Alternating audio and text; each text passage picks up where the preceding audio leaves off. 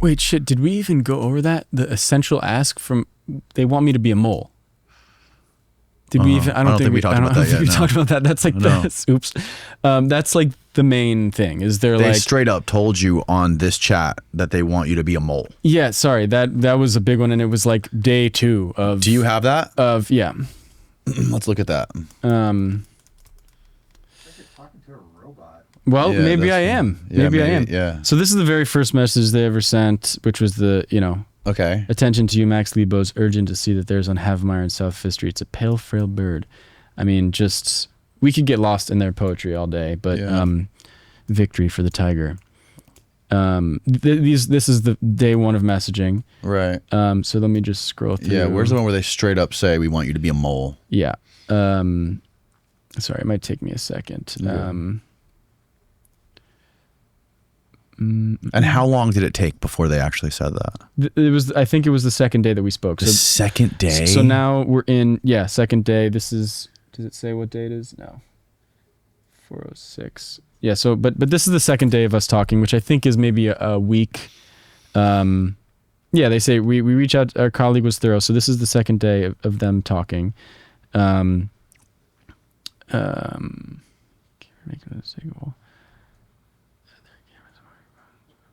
There are cameras and microphones everywhere. This is the way we're able to observe and create a baseline. You've always wondered, Max. We know you as well as anyone. Please do not be silent. Yeah, they're like, we've seen you naked. They say that a few times too, which is like, cool, bro. Not my response at the time. My response at the time was horror. Right. Sorry. Okay, so essentially, why do they want you to be a mole? Like they wanted you to get in. Like, what made them? Here, boom, here we go. This is the page.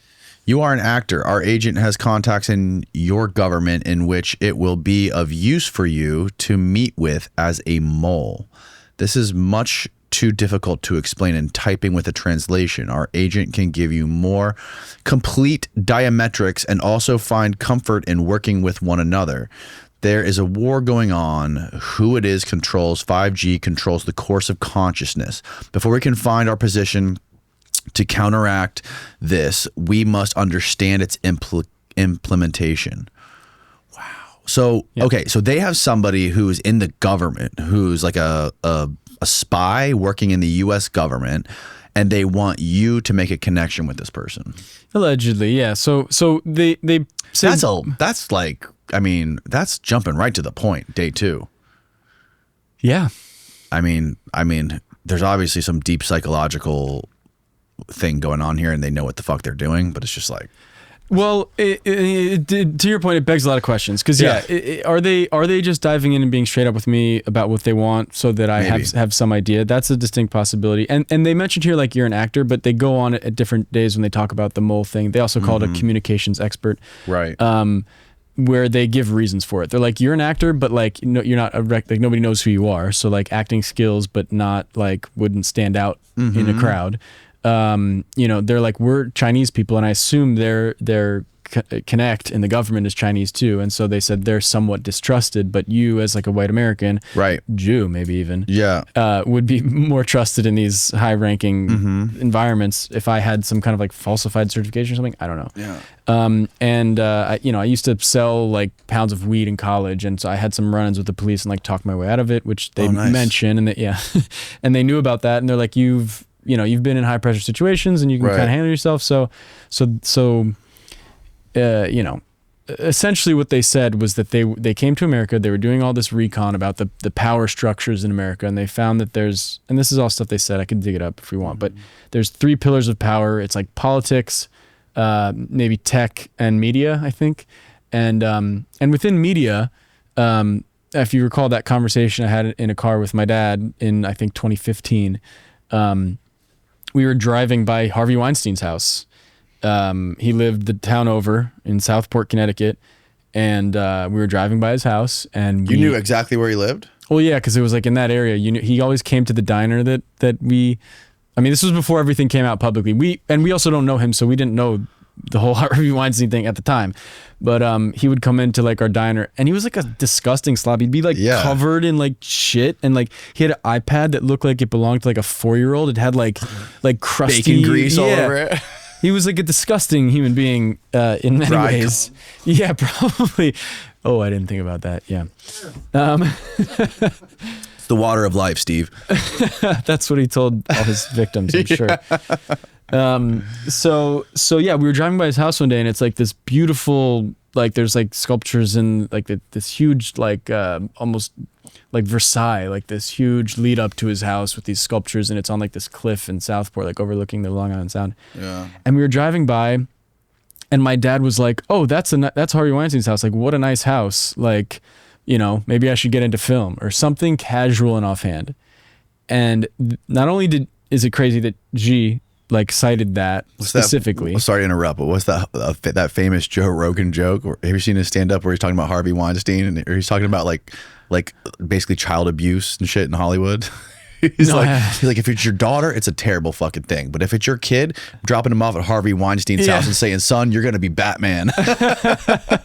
I mean, I know a lot of actors who've said straight up, they're like, "I would have." Like people that didn't, they're like, people are very willing to do what it takes. They know what's going on. And to the point too, if everyone has their weakness, like this is mine, I want to be fucking Neo. And for some people, they're like, I want to be a movie star, so I'll do whatever it takes. Yeah.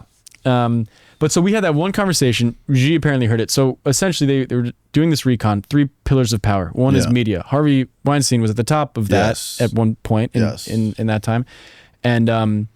And because we live in the area, or because my dad like vaguely worked in media or something, he popped up as like a potential, I think they said like a potential, someone who could help them, I guess, just vaguely in this recon.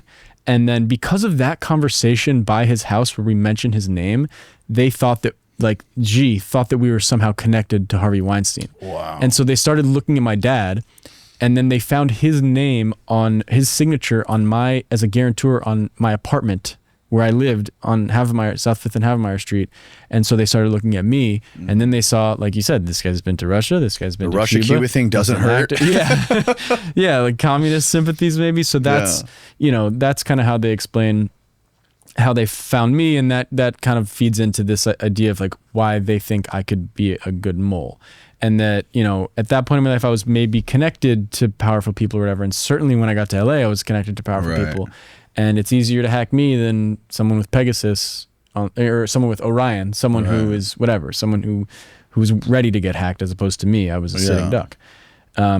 So yeah, this is the whole mole. I can't believe we didn't mention that from the beginning, because that's crazy. All right. So fast forward to, that's very interesting backstory, by the way. I'm glad we've been back to that. Yeah. But before this, we were at the beginning of the pandemic. You're working for Brian in LA, right? And they sent you on this mission to go get a COVID test and ask the nurse a bunch of questions about 5G. Yeah, and it seemed superfluous to me at the time, and I think I might have been right about that. I think because at the end of I don't want to go back and find it, but at the end of that first day of conversation, they were like, "Yeah, sure, like you can go meet this agent, or you can go." Get a COVID test and ask these questions. And I was like, so what do I do now? And they're like, just stay close to Brian. And I forget exactly how they put it. It was beautiful and horrifying. There was something like, and see how you can rise through the ranks or something. Right. And then 2 days later, I get a call to go work at the COVID testing company doing comms. And G is like, yeah, we knew that was going to happen. That's why we talked a couple days after that. Mm-hmm. And they're like, we work in your favor at all times. So I don't know if they were saying they were hacking Brian or these other people or whatever, or if it was a good guess on their part. But certainly after 6 months of not talking, really good timing. Because then when that job started, they wanted me to get close to all these famous, powerful people and have specific conversations with them with my phone out, get close to the administrators at the COVID testing sites, have a specific conversation with the people getting tested. They wanted me to figure out where the tests went after, at the end of the day, there's a big bucket and they took it somewhere. They wanted me to figure out where the tests went. They at one point asked me to get the names of the officers who took the tests from the site to the lab. So they wanted me to like get. At that point I thought, oh yeah, I guess it is probably valuable information to the Chinese or to these dissidents or whatever, like how COVID is affecting us and how we're reacting to it and how the COVID testing sites are working and all that. And this marks the period of like, something is obviously wrong here. Something is bad that's happening here, but I feel way in over my head because. So did you do it? So this is, there were things that I did and things that I didn't do. And because of the FBI investigation, the fact that I'm sitting here right now, the things that I did were not technically illegal, but we're definitely in like maybe a moral gray area because So this, for people listening, by the way, is like, you're in the middle of it still. This is not over. This is like the crux, really. Right. Yeah. The LA time, because now I'm in the world doing something for them. Like it was fun to research all this stuff and be like, wow, there's this final war going on and who's Lieber and what's all this stuff. But like this is, and it's interesting at that point too, but this is where I'm like going out into the world and like doing what they tell me to do, you know, to an extent. There was a line where I was like, names of officers seems sketchy and I'm not going to do that. And when you go there and they say, turn your microphone on, what does that mean?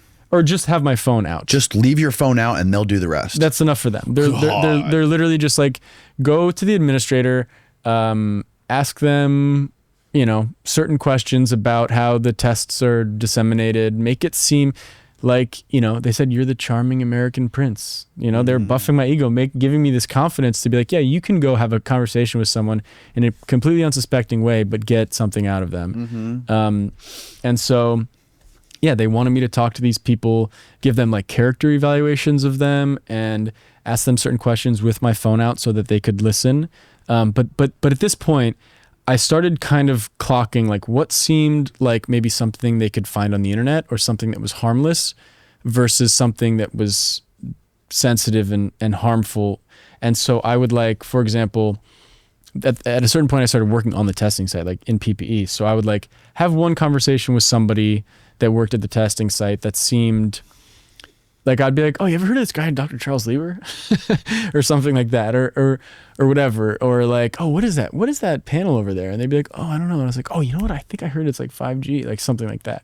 And then when it started to get a little bit more serious. Did they ever give you like a specific list of things to say, or you just you're coming up with the stuff on your own? No, there's like, if we go back to I'll see if I can dig it up, but yeah, they were essentially like, well, one of the things they wanted me to do is do character evaluations. So they're like, go talk to the administrator and come back and just like tell us what kind of guy he is.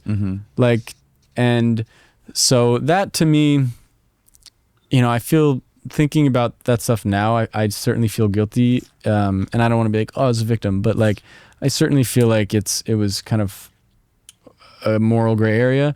But I would like explain the guy, not like his name, not where he's from, not anything like that. But I'd be like, you know, he's a jolly man. He seems educated in his own right. Probably not a free thinker. He probably has a few degrees. You know, he's got a red face, and so maybe his altruism is self-sacrificing. Maybe he spends all day being of service to other people, but then goes home and drinks because, you know, it's his altruism. You know, like stuff like that. Like, just trying to. And so that kind of thing, they would ask for character evaluations, and then they would be like, you know, find out what people know about the biology of the tests. I guess for some reason it was valuable to them, or they were saying it was for them to know like what the nurses knew or what the administrators knew about the biology of the test. Because they said there had to be certain nanobiology present in the tests in order for a vaccine to be promulgated, is I think even a direct quote.